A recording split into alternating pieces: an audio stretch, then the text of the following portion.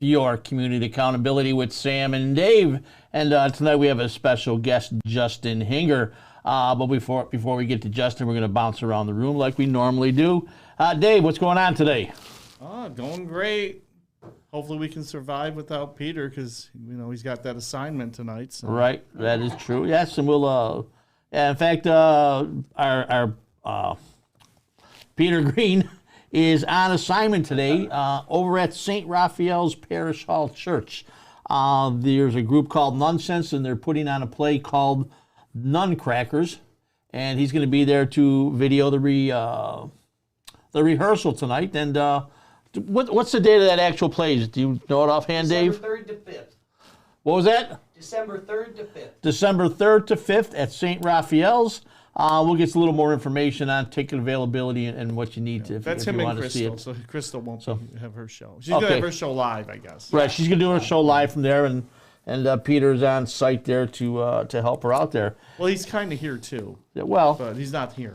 Well, he's here but not here, right? You're never alone with a clone. And then again, we have Dustin over on the control panel, who does a wonderful job. Sometime I think he's gone from being the student to the teacher, but that's for another day. But does that mean that Peter's expendable? Everybody's expendable. Hey. Everybody's expendable. Not expandable, but no, I'm expandable. Let me tell you. But anyways, I'm sort of glad the politics season's done with. We're done with all the candidates, and we can just pick on a few things. But I just want to update you folks on a few things. The 4th district race between Chris Vocchio and Bill Kennedy, it ended up 13 votes apart. After the first recount, it is now 745 for Chris Vocchio, 742 for Bill Kennedy, and there are 4 affidavit ballots that will be opened Thursday or Friday. And then depends on what happens on whether one of the candidates take the other one, goes to court with it to have a recanvassing of all the machines. So I think we're still a couple weeks or so away from that race being finalized. The council race looks like it's the first 6 positions are as set. There were 126 write-in votes, and the unofficial word I did hear today, and again, folks, this is unofficial. Walter T. Pug has 37. John Rustino 16 write-in votes, but there's still 67 more to be opened. Again, that was the unofficial word I did get today, so. If it's not accurate, don't crucify me. Crucify. But that's what I did heard. A couple other things. Something I was really confused about or concerned about. You read on Facebook, people are screaming left and right, the rates in the city are too high. Water board wants X amount of dollars, or water rates are too high. Well, the water board directors put through a increase of 16.9% for your water bill. Nobody was. Guess how many people showed up to comment about or protest it? Absolutely none. So what's that say? So people just don't care. No. So it's 16.9%. That's insane, and that's the water rate. Remember, folks, your sewer rate is 2.5 times whatever the water bill is. So this is definitely going to be more than a 16.9% water increase, which is it's just going to get passed on to everybody. And this is why city government can get away with anything they want to get away with. Because that's right. People, it bores them, so they don't go. They exactly. don't show up. They don't participate. They don't care. They'd rather sit home and watch Judge Judy or whatever's on. Now the city of Niagara Falls are in budget negotiations right now, and the early word is 2% property tax increase. 3 new positions, and there's a few other things. I don't have all the details yet. I'm going through a copy of it at home, so I'll get into that a little bit more. But at least one of the 3 positions, are going to be funded by bed tax. So at least it's not an expense to the taxpayers here in the city. But folks, you sit there on Facebook, you bitch and complain. And then when it comes down to public appearances, public hearings for these budget matters, you sit at home, bitch and complain on Facebook. So Is it because people just don't feel that their voice will be heard, or there's a lot of things going on with that. I think it's just voter apathy. I remember at one time there used to be, the council chambers would be packed, and there would be citizens, residents in there raising hell about, excuse me, any tax increases and things of this nature. In fact, one of the funniest ones I remember was a woman, Mrs. Irene Golunka. She used to beat the heck out of the city council back in the day. Well, she came in the one council meeting because there'd be some rate increase, and she came in like the Gordon Fish guy, the rain suit he had on, and she came in with the lantern, shaking the lantern.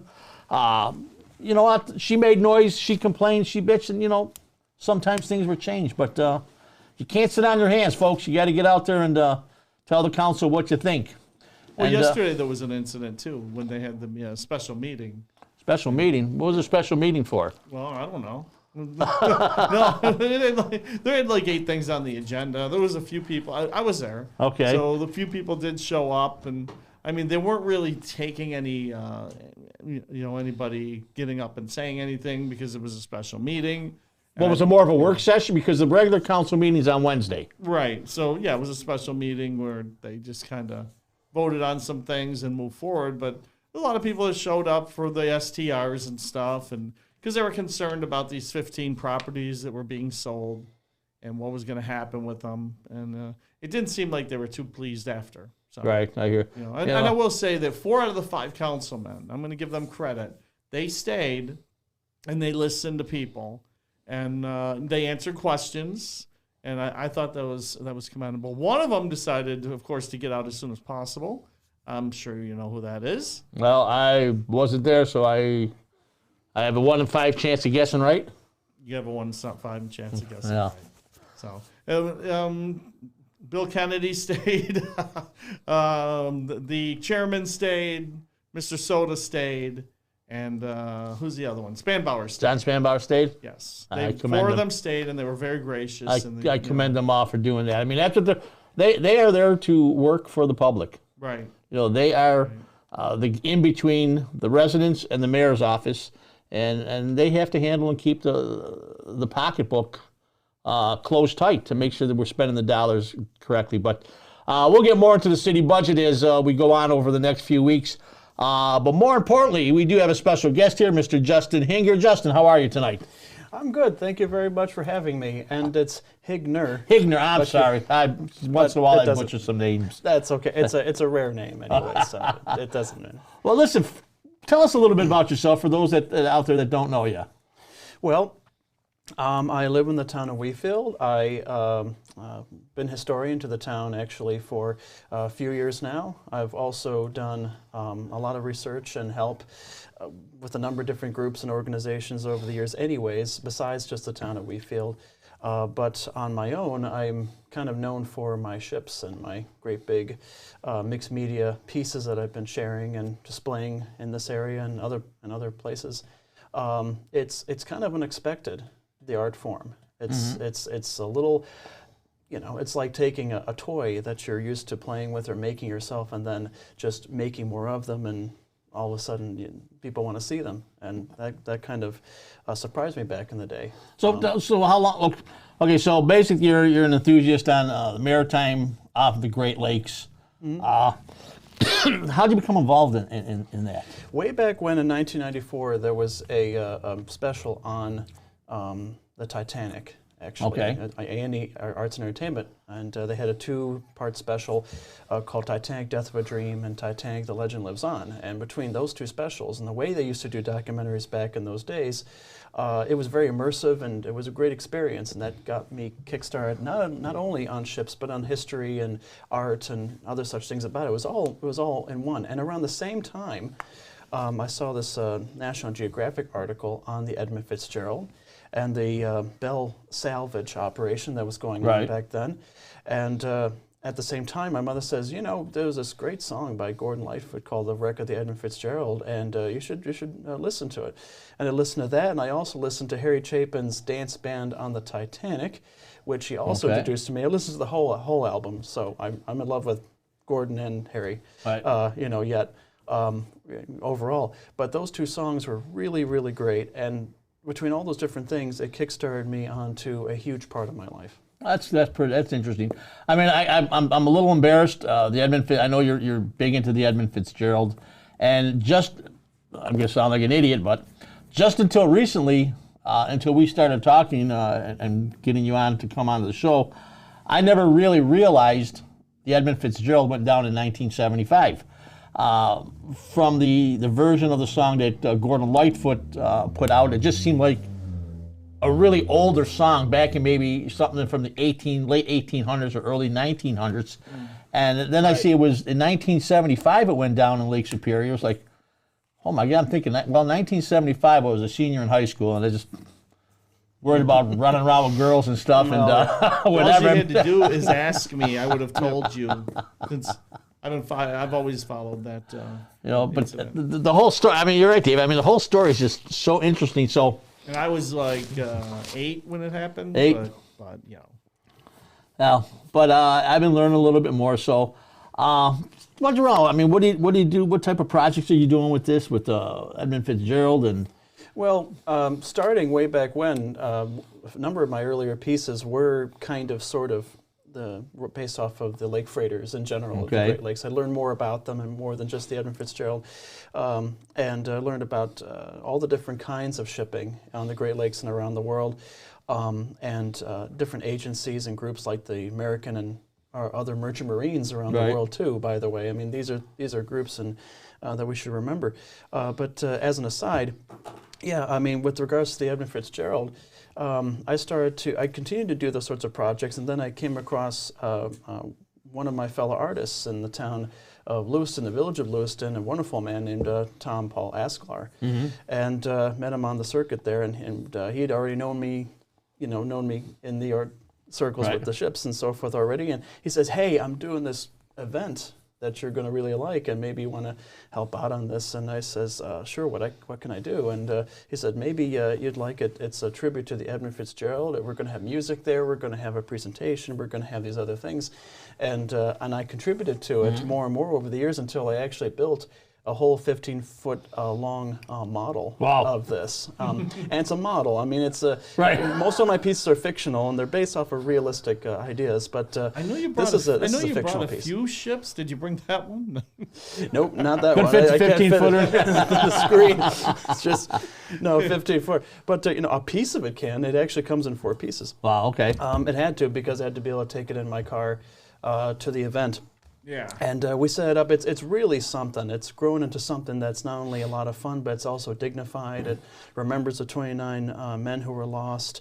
It also keeps in mind the sorts of infrastructure that built our automobiles, that built our buildings, that built other things. And the Great Lakes ships helped to bring that raw material over. And the Edmund Fitzgerald was part of that structure. So I mean, what caused the Edmund Fitzgerald to sink, basically? Well, there are a number of theories about it. Flip that picture. Why don't you flip that picture of the route? Okay, there you go. Yeah, right over there, exactly. So what we're looking at there is the route in early November, the final shipping, the final opportunity for easy shipping on the Great Lakes. There were 3 ships on this route. There was a William Clay Ford, then the Arthur M. Anderson, and the Edmund Fitzgerald. Those are the 3 ships that were involved in that route. The William Clay Ford managed to clear most of that storm, or a lot of it anyways, and the Arthur M. Anderson and the Fitzgerald were the ones that were stuck up in it the most, caught up in it, I should say. And the Arthur M. Anderson slowed down at one point. By the time you get to the eastern half of the map there, in order for the Fitzgerald to catch up. Now at this point we're talking about hurricane force winds, category 1, almost 2 style winds and waves of 35 feet. So these ships are not quite designed for that. I mean, they can They withstand something. Yeah, not constantly though. The Fitzgerald sank in such a way that suggests that she either had a stress fracture of the hull or she bottomed out. Now those are the two options that the master of the Arthur M. Anderson would have accepted anyways. This is either she cracked and almost essentially stressed herself on the surface to the point where she was taking on water to the point where the already overloaded ship, or almost overloaded ship, got lower into the water, and then she was just overwhelmed by the waves. So they just didn't have any way of really telling exactly what was happening to them until they were already essentially halfway underwater. Because it really doesn't look like, I mean, she was too far from land before it went down. The maps is deceiving, but right. Well, she was too far away, and also the navigation. She had no navigation essentially. Her radar had been knocked out at that point. The lighthouse on Whitefish Point had the electricity had been knocked out from that. It was a huge event all over the place, not just there. And so when the Fitzgerald went underwater, it was so fast that the Arthur M. Anderson ahead of her literally lost contact on the radar almost right away. Wow. And so maybe within 2 minutes, maybe 5 minutes tops. That's even, insane. That she was already, she was taken underneath. So she probably bottomed out. I mean, just overwhelmed. She plowed into a massive amount of water as she was going through it, and it just basically swallowed her. And none of the crew survived, and none of the bodies were ever found. No, none of the crew were ever found. All were lost pretty much instantly. And so it was an extremely violent night. The Arthur M. Anderson did come out of it. That's we'll see a picture of her right there. That's what she looks like now. The apparatus on the back, she didn't have that at the time, but it was installed later. That's called a self-unloading boom. Which basically makes the loading-unloading process, I should say, or at least the unloading process, a lot faster and easier. But back in their day, it would have been just a load into individual hatches lined along the top of the ship. And each of these hatches had clamps associated with them to basically hold those hatches down. These all had to be done by hand. There would be a track, like a crane thing, that would go along the top of the ship to carry the hatches. But it was up to the crew to batten those down. Now, there was one theory that, well, maybe one or two of these hatches had failed, because either the clamps weren't put on right, or there was some kind of other issue with them. The crew's families generally don't quite like that theory, because it gives the impression that the crew weren't really doing their jobs, and they kind of did themselves in a little. But it's entirely speculation. She most likely bottomed out. She was just simply overwhelmed by the action that was overcoming her. So what do they do today to protect the ships from that happening in the Lake Superior? Because they're still going through there. Well, first of all, there's actually not as many of them. There used to be a lot more freighters, smaller ones too, on the lakes. There used to be canalers. There used to be all sorts, different areas in the arterial waterways too. Fewer of them. They're larger now. They're over 700 feet long in many cases. A few of them are 1,000 feet long. Wow. And they have these big bulk. And there are safety standards in place though. There are numerous safety standards in place, and they adopted a few new rules and backups and safety checks and so forth. And even load limits, I think, were probably changed a little bit too, because the Fitzgerald was probably overloaded a little bit. One of the things I always talk about when you hear about the ships going down in Lake Superior is that Lake Superior never gives up their dead. Right. Right. What's the reason behind that? Is it? I can't remember at the moment exactly scientifically, but the Great Lakes are freshwater lakes, and there's no salt there. There's a great buildup of oxygen, and I think that's how it's explained, where the chemicals, anyways, in the Great Lakes allow for the bodies to not attain buoyancy or maintain it, and so they basically stay down there, and there's very little decay, relatively speaking, either. So you have the ships themselves and whatever else, and whoever else, sadly, that are more or less intact there. And now, allegedly, when Jacques Cousteau was exploring the wreck, a piece of the footage did contain a body. So that was noticed, obviously, and they either cut that out or wouldn't show that anymore. And obviously the men's families Right. don't appreciate that. No, exactly. that even people talking about it probably. Exactly. Because it involves speculation and so forth. And so, no, they all went down with the ship, and they all did their duty to the very last as far as they could. Right. You know what I find amazing is that, especially right now, you see a lot of these freighter ships coming in from overseas, and they're just sitting out there in the ocean. They're sitting with these shipping crates on them, 6, 7, 8 high. Lord, it's like it totally blows my mind that they're just sitting up there coming across the ocean. Yeah, well, those are container ships. They replaced the earlier style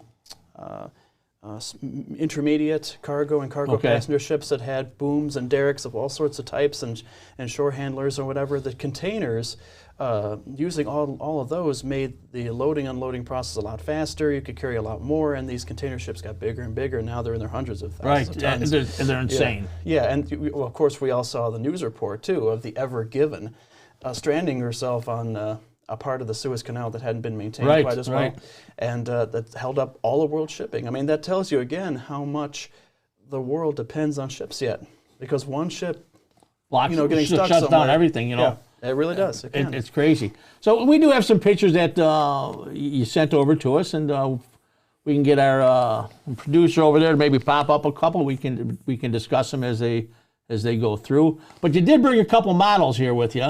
Okay. You want to talk about any of them? Of course. Well, this is one of the earliest ones that I've got here. This was built in probably 1996, 97. I was getting involved with this sort of thing. And I've just restored it. I've got the funnels back on and everything like that. And you can see the swimming pools and other stuff down the middle there. Right. It's a kind of... I was going with a theme a lot of the time. I love the idea of older ocean liners being revamped as cruise ships, and kind of a blend of the old and the new. That was really something I had at the time. Because in the 1990s, there were still a number of cruise ships in service at that time that were ocean liners originally, whether on transatlantic, transpacific, around Africa, South American services, and even ferries. They were converted into passenger ships, or I should say cruise ships. And so you literally had a blend of the old and the new right there. Right. And that kind of thing fascinated me. One of the other things I've got here is something that's much newer. This is very yellow, which, because of the green screen we have, We're it's not going to see disappeared. it that well. This is called the Gaelic, and the sister to this is the Gothic and the Runic. There are 3 submarines overall, and they were built based off of the Alvin and other such research submarines that explored the Titanic, explored the Fitzgerald and so forth, and other ships like that. I thought it was off the Beatles, Sgt. Pepper's. I was just going to say, I didn't even have that in mind when I did this. I just simply started painting yellow because I figured, well, you're going to want to find the sub easily, and then, of course, the Beatles, yellow submarine. But you can, I'll break this one down a little bit here. The ship I showed you before has cardboard and drywall and so forth right there. This one is made up of a number of yogurt containers and the sides of an eyeglass case there. And That's rather ingenious. And then an alcohol bottle in the middle right here, and a couple of lids glued end to end. The coffee and milk flavor from Hoover's Dairy. So best chocolate milk around at Hoover's Dairy. Eggnog and whatever. I mean, it's just fantastic stuff. And then I also have here, to really knock you off the set. Well, let me just move out of the way a little bit. This is 2/3 of this is all new, really. I rebuilt this, but this is an example of one of my earlier pieces, and it's called the Aquatania one, as opposed to Aquatania. It's like a play on the idea of gotcha, and a reference to the Great Cunard ocean liner, the Aquatania, from 1914. And as you can see, there are different pieces about it that you will find in any household item. The little tables are supports for the pizzas. You've got cereal bowls right here. We used to have those in school. We ate out of those. Right. And the plastic bowls. And then you have straws, and you have foam cup tops there on the funnels and so forth. I mean, this is my mindset back then. Gotcha. And Hey, you sort of recycled everything into a little project there. That's pretty exactly, neat. yeah. And you can see a recreation. The original is in one of my museum ships, by the way. But here's a recreation of the crown if you will, an anchor on the front there Right, to okay. kind of give it that special status that it used to. And again, there was a fleet of these. There were a fleet of these to begin with, and this was built in 1996. How old were you when you built those? Oh, I was 10 years old, actually, when I started doing this. And my longest and largest was that back then, around 4 feet long. The biggest and largest today run about 15 feet long. Wow. The Leviathan liner cruise ship combo, now a floating museum, that's me with the Leviathan there. Yeah, there. Yeah, that's me with the Leviathan at the Castellani Art Museum, a wonderful show put together by wonderful people, and that's me with the Leviathan as it was redone for the show. Yeah, we'll get a couple of those up here in a moment. There's other ones there too. Yeah, that's another shot there. Yeah, and she is over 200 pounds at this point. Got a full 2-story high dining room, new restaurant off the back. Okay, so that's the Leviathan there? Yeah, that's the Leviathan as well, yeah. The anchors, you can tell, are made from different bits and bolts and so forth that we put together. And the chains actually do go through the ship, and they're real anchors, basically. At this point, the narrative for this, and all my ships have stories to them. I mean, they have their own stories, they live in their own world. There are references to the real deal. Okay. But these are mostly fictional. That's the back of it there. So now, when was this? This was at the Castellani Art. When was this? When did this take place? It was a part of a show we did between 2018 and 2019. They were, again, wonderful about it. They had to make all new infrastructure, basically, in that part of the gallery to support it. And the Leviathan was one of the biggest pieces there. There were several big pieces, and that was the largest and the oldest of them. And she basically lives like the Queen Mary. If anyone's familiar with that wonderful ocean liner, Queen Mary, in Long Beach, California, she lives her life that way now as a floating convention center hotel and a monument dedicated to the Merchant Marine of the United States. Gotcha. That's pretty. See, that's pretty interesting. Let's see, we get a couple more of these pictures. Okay, Yeah, so there we really. go there. And, Yeah, that right there, that's coming in. Yeah, that is of the Leviathan with a wreath on Memorial Day, or thereabouts. And actually there was a U.S. Navy veteran who happened to be in the gallery, and we spoke anyways beforehand, and I happened to have, and I asked her, would you mind if you would lay this for me, because this is an effort and a dedication, and she said that she'd be more than happy to do that. So she did that, and you see it right in front there, and this is the poppy wreath that I installed on the front deck of it. Oh, okay. And nowadays you got the Merchant Marine flag with it and so forth, but back then that was a beautiful touch for it. And in the background you see in this picture is of the Universe 2. Now, at this point, we weren't allowed to have the ships plugged in anymore. The fire marshal came in and he said, oh, we can't have that. So Really? we had to actually unplug them. But the giants in the middle, the big guys in the middle there of the displays were plugged in. And so if you ever see a copy of the Buffalo Spree magazine, and there's a great article in there which illustrates that. The first picture is of the Universe 2, but with her lights off, because at that point they couldn't plug it back. But she does light up, and she lights up just as you'll see in another picture if I find it. Yeah, that's the cover. That's the cover of it. That's the cover for the spree that I appeared in. It was written by I gotta see the cover again. Bruce Adams, I think. Okay. Yes, if I'm saying that right. Yeah, the late Bruce Adams, and he. This was one of his last articles, actually. Oh, okay, wow. Before he passed away, and yeah, let's see. There we Yeah, go. I see that because it's a split picture, so. Right, okay, gotcha. Yeah, but that's okay.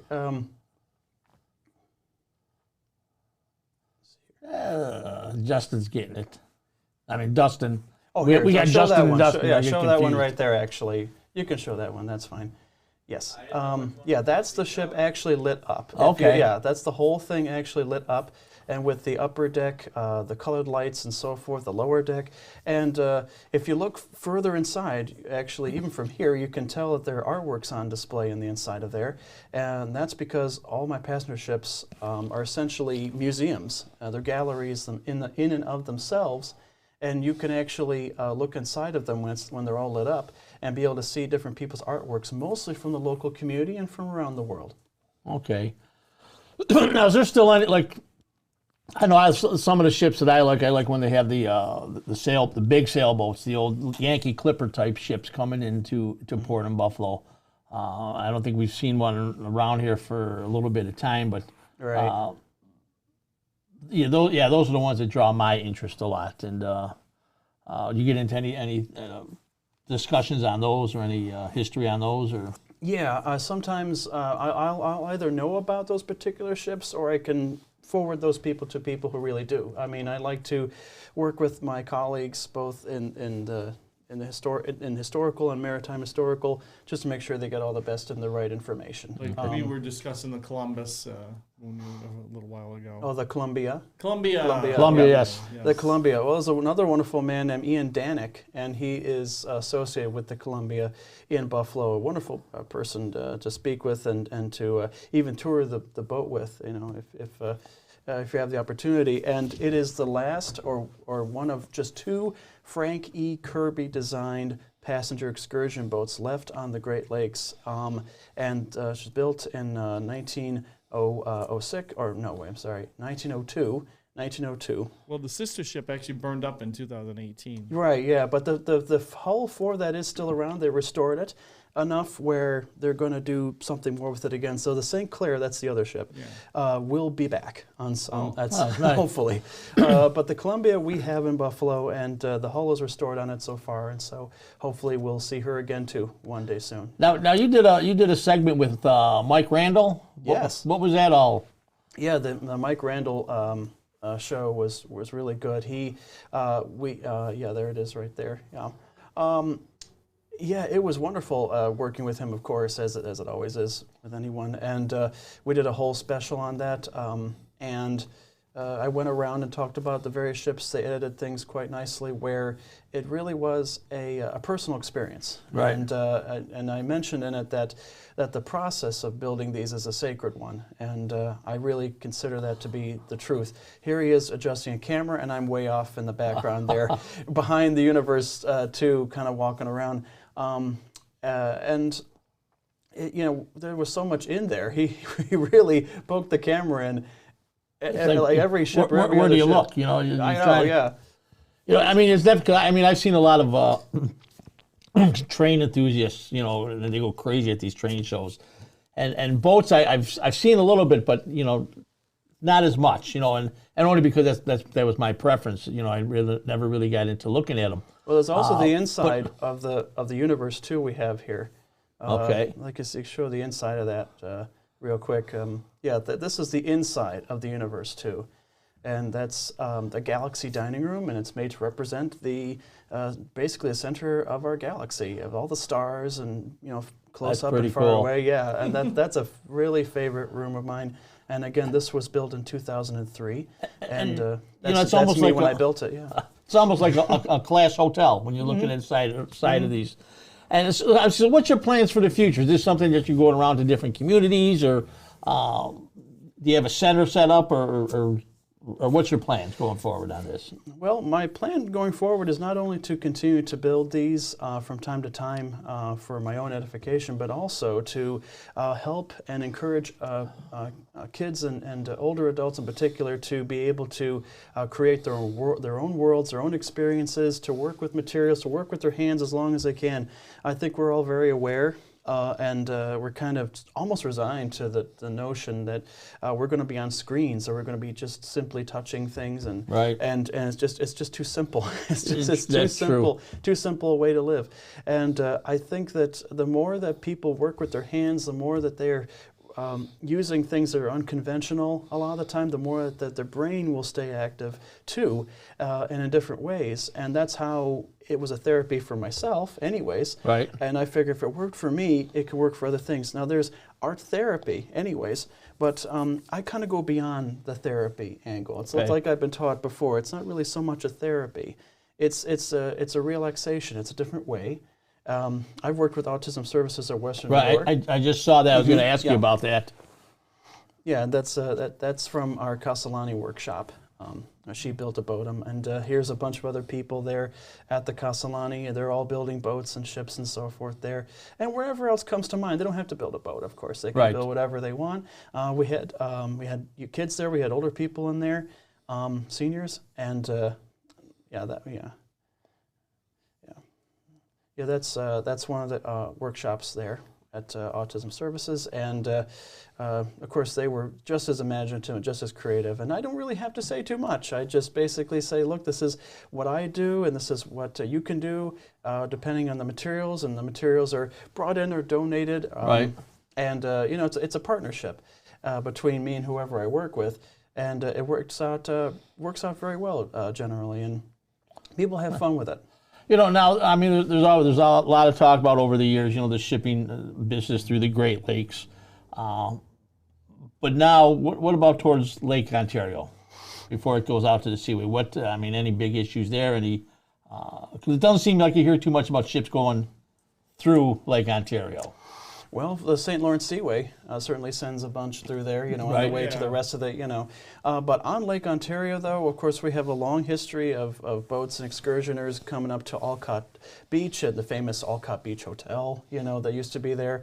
Also to the village of Lewiston, the Lewiston Landing, where we had Canada Steamship Lines, Cayuga and Chicora and other boats going Okay. further back.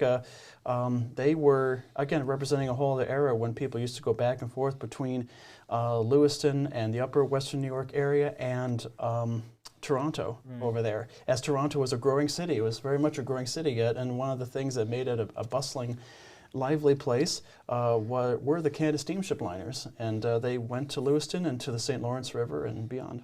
Right. Yeah, I know in the final years before it went Crystal Beach, the final year, I had the opportunity to take the paddle boat across from Buffalo to Crystal Beach. And, Oh, yeah. when we did that, it was like, this is such a great way to get there, I mean, it's just nice and relaxing. And, I think we've definitely gotten away from activities like that. Now it's, hurry up and get there real fast, Exactly, And it just takes away a lot from just grasping the moment and just taking in, the beauty of nature and the waterways and, Well, the Great Lakes have so much to offer, and the various cities, including the city of Buffalo, have been slowly and but surely getting up there to the point where they're becoming real destinations, and more than just for ourselves, but for people around the world. And the more that we incorporate the Great Lakes, the more that we utilize the Erie Canal too, and so forth, the more that more people will be engaged with where we are. That sounds good. Hey, Dustin, let's see if we can pop some of these pictures in and things that are going on, so we can talk about them a little bit. And Yeah. So this one that you're seeing now is of not the Claremont, but the Claramont. That was my spelling at the time. And that is literally my very first ship. It was built with a wooden crib and a paper towel, and was put on my sister's little push bike. And that was, that was, and I just literally rolled it around. My very first ships were on wheels, actually. I had 3 or 4 of them, and they were called the Claremont, and then the Baltic, Mackie Bennett, and Ariel. These are names that appeared on TV to me, so I put them on the ships. I was going to ask you, was that your sister's name, or you just named it after her? She does have a ship actually later on called the Queen Ashley, but that's right. That's just another fantasy, fun stuff. And later the Beauty was built on that using that same That's thing. a nice looking one there. Yeah, that's the Bella Contessa. And the Bella Contessa is, again, by the time this was put up, that we couldn't light them anymore. But she was brilliantly lit up originally, and got a whole big swimming pool and actual tile flooring. These are tiles that were laid in, and it's a very Venetian feel to it. Yeah, there we go. That's coming in now. That's the pool or spa area. That's a spa part of the pool. Okay. And you built this on the boat. Mm-hmm. Yeah, these are all that's installed. amazing. Yeah, it's all installed. Those are actual shells from Virginia Beach. That is. Yeah. So growing up, you spent your time at home building boats instead of being outside. Oh, I was always outside. Oh yeah, man. Thank God we didn't have the internet back then, because that's a Cynthia there. Right. 7 feet long. It just shows with not having the electronic devices, how you can expand your mind, work with your mind, work with your hands. Well, it's kind of sad when Pokemon Go was one of the main reasons to go outside after a while. I mean, criminy.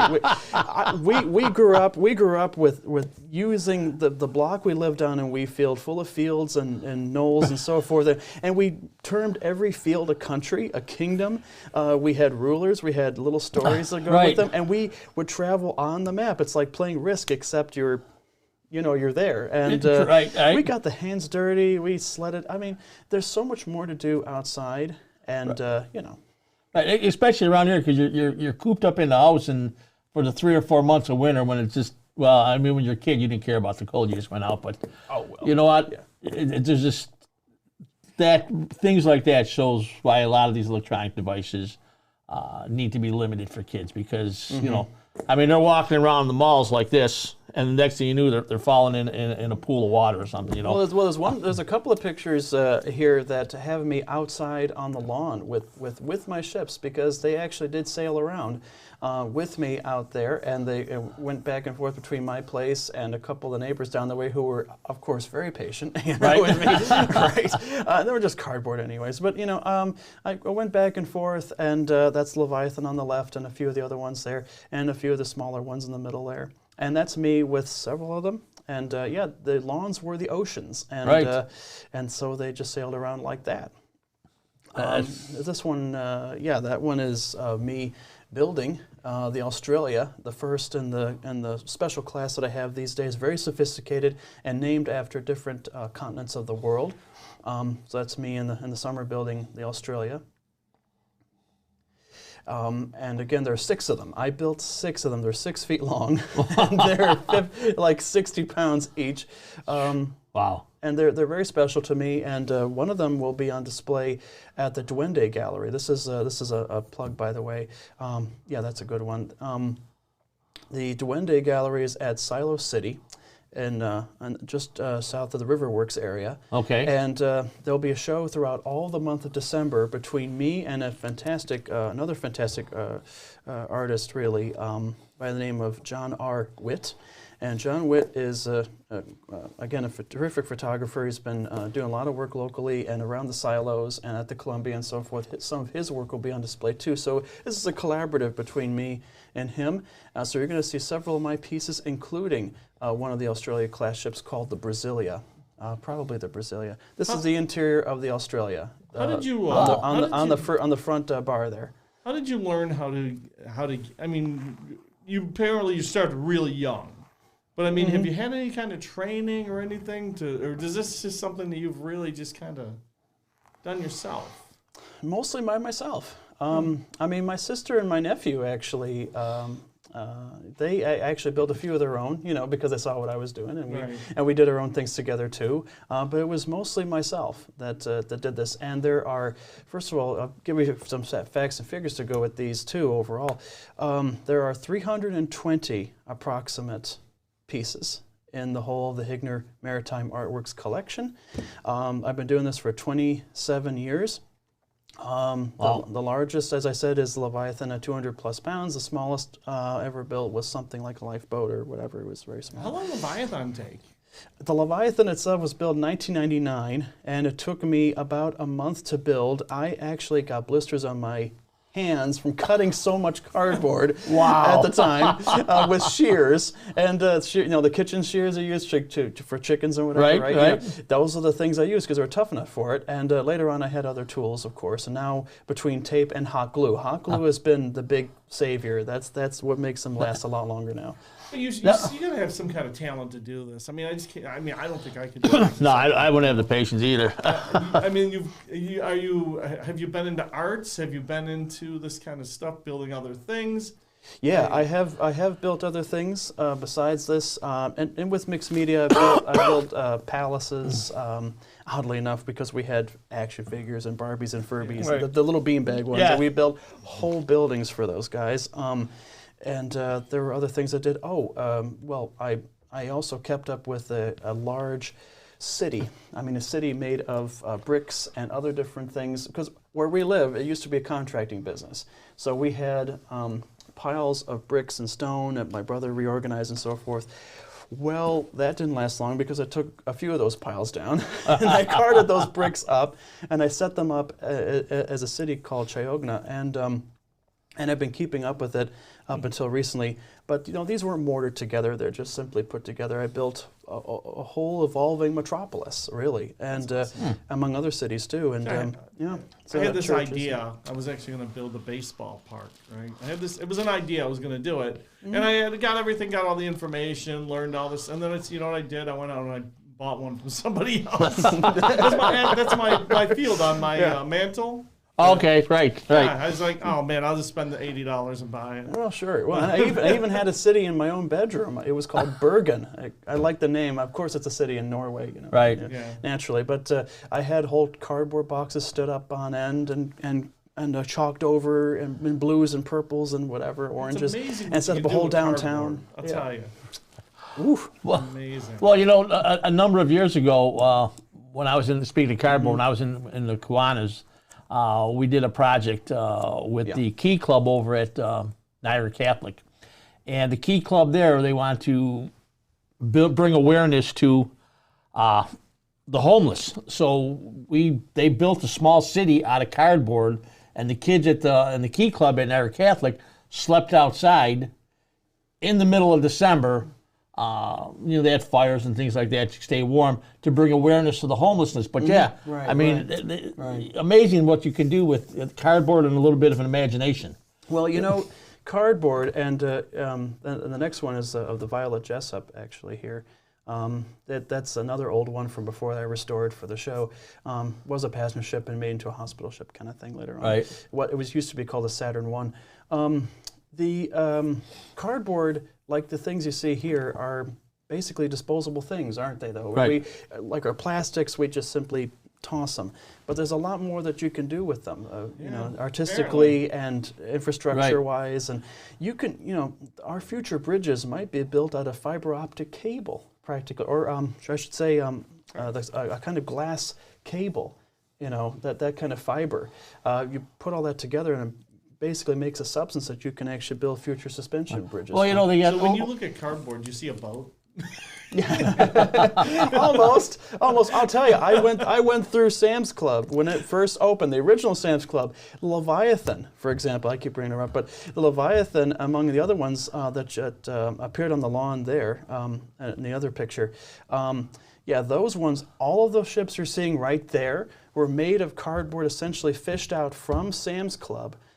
From between levels of merchandise, and there's seven ships there, all lined up like that. A little hard to tell, but there are 7 ships there, and most of them very big, and they were salvaged cardboard items, and so the cardboard that the Leviathan's made of is probably some of the oldest in the world, considering where it was before, because otherwise it would have just gone tossed. Well, you know what? You had to pray it didn't rain, because that'd have been a hell of a job to get them boats back inside if it started raining, You got to check the forecast first, Exactly. Yeah, those are the backs of my neighbor's houses next to me. But you were just talking about the fiber optics and maybe bridges being some type of material similar to that.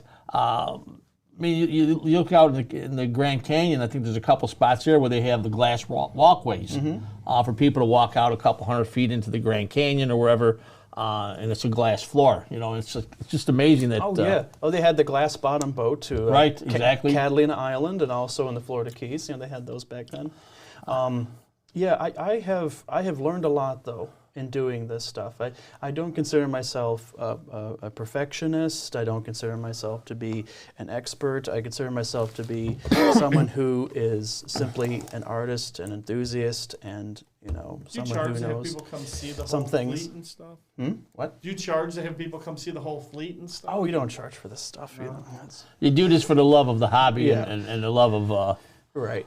But not like when it's at a place like at the Castellani, was that just an open to the public art show? Or it was open to the public, certainly. We actually had a longer show than we originally planned, or was originally planned, because of some scheduling issues. So I was very, very blessed, not only to have a great crew in Michael Beam and Ed Millar and others there. I had a longer amount of time to do this, and there was so much to go through anyways. It was the most publicized show in the history of the institution, and it was one of, if not the most expensive, to put together at the time. really. So we had to do a lot of research. And these ships had never been displayed before in this way. I had a number of smaller shows and little events over time, rinky-dink things. I appeared twice at the Erie Canal Fest, though. Those were really great. But this is the first time that these ships have been displayed in a massive professional setting. And we also had a parallel show with the Niagara Arts and Cultural Center right here in town, and another wonderful institution. And they had like a third of a space for me at the same time. So basically, of all my surviving pieces at that point, something like 2/3 of the entire collection were on display all at once between just those two alone. And I had a few had one at Wheatfield Town Hall and one at the North Tonawanda Public Library. You know what I really like about boats and ships and stuff? Because I do research a lot, especially the history of things. They all have it's almost like they're alive. Yes. They have a story. Yes. And if you go back, you can find out when they were commissioned and where they were and everything else. And even like you were just talking about some of the boat ships that are in the not Superior, but St. Lawrence. St. Lawrence. Well, I go up to 1,000 Islands a lot, and we like to get a balcony right where we can see the ships coming by. Oh, yeah. And there's a thing on your phone. It's an app that you can actually see what boat is coming. And so I'll do that, and then I'll go back and I'll do the history. I'll start Googling this boat and find out where it came from. And well, have any of you seen even when you're little?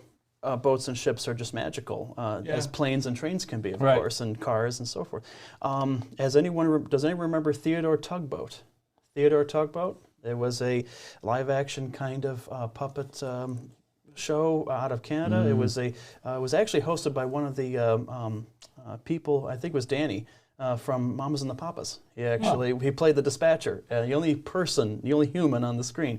But it was these different boats that were going around and doing tasks and so forth. That was a great show. So that's where we need Peter here, because Peter's from Canada, so he would have probably known that. Oh yeah, no, he would. I'm sure he would know it because I think he knows just about everything. But Frank Brainard from out of New York, he was a journalist and he wrote a number of great books on the subject. And one of a few authors people should definitely check out, whether you're into ships or not. There are several authors that really talk about the social history and the history of these different ships.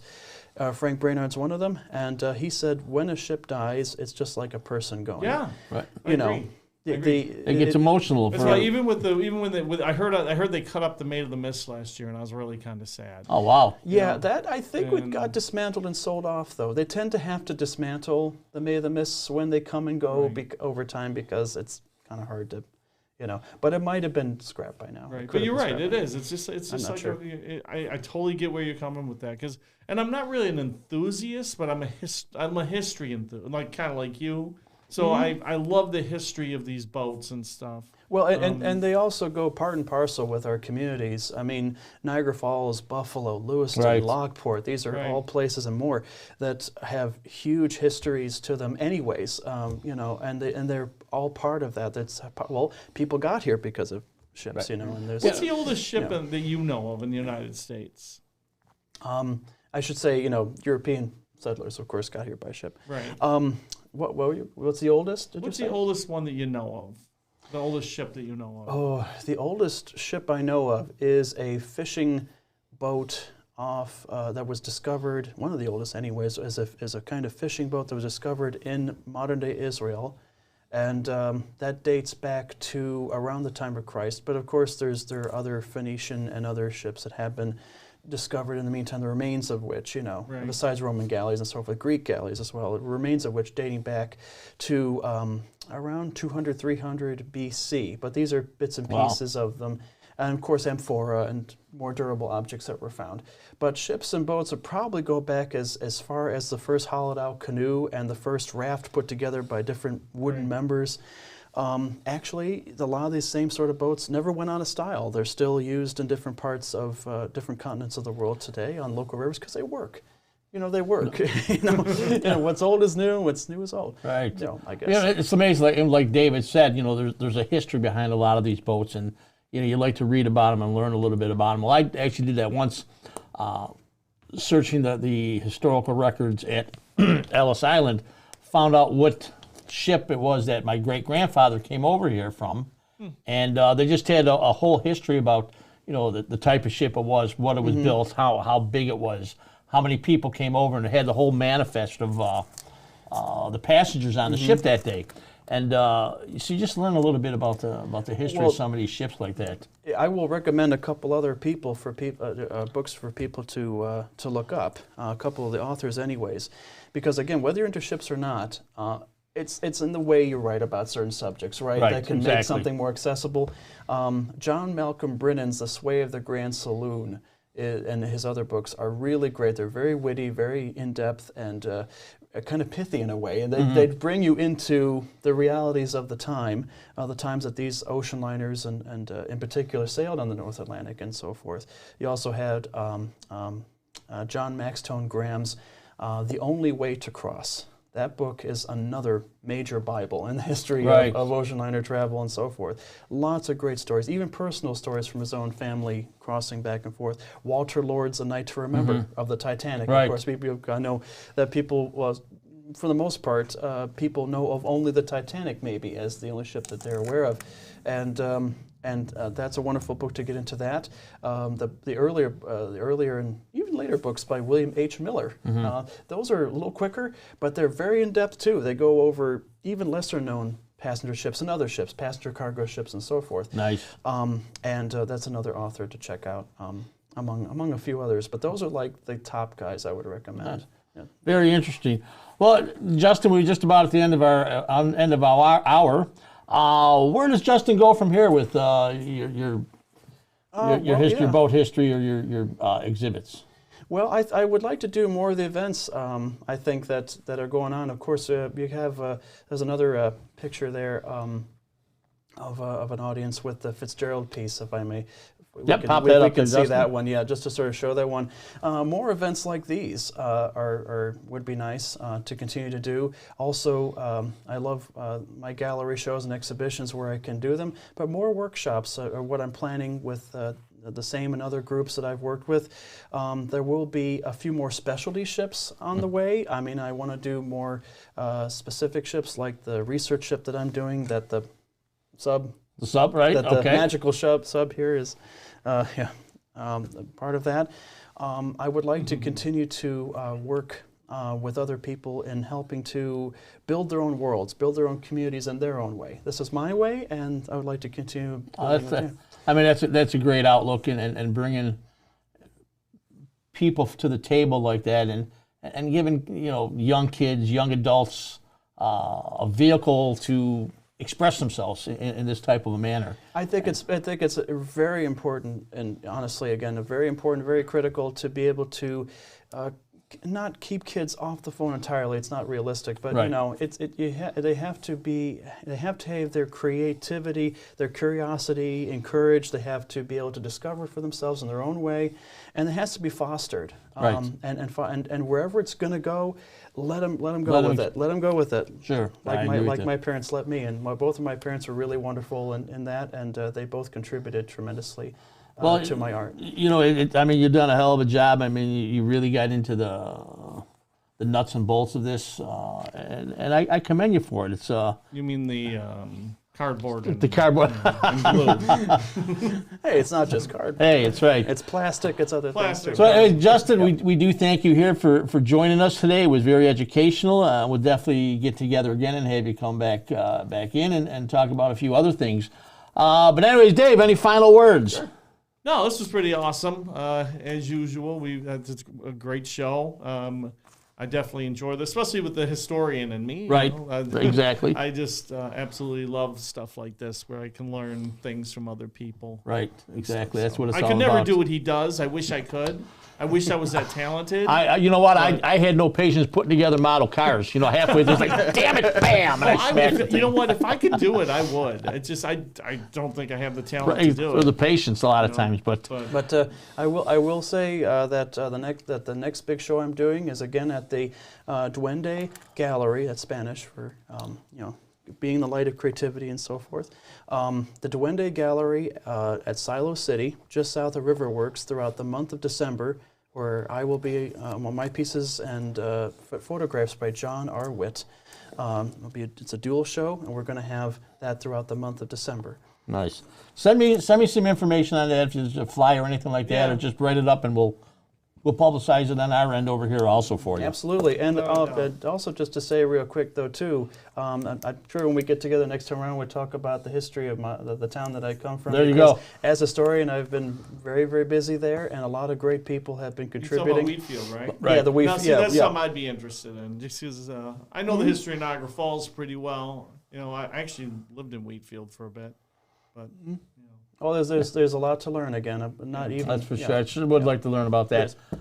But anyways, again, thanks very much, Justin. Dustin, hell of a job over there today, buddy. You flew solo. Thanks. You You're did a hired. great job. Maybe we'll keep bring- you on for a couple more Yeah, weeks. we'll bring him in. Peter, sorry, buddy. Sorry. So anyways, next week's folks, we have Sheriff Mike Filicetti coming in to talk to us. And also next Tuesday will be the first showing of a new segment called Hannah's Heroes. Hannah is going to be one of our roving reporters. She's going to do various segments with different heroes and things of that nature throughout Niagara Falls and actually throughout Niagara County. And the first episode of Hannah's Heroes will be next Tuesday. So everyone, have a great week. Stay safe. Stay warm.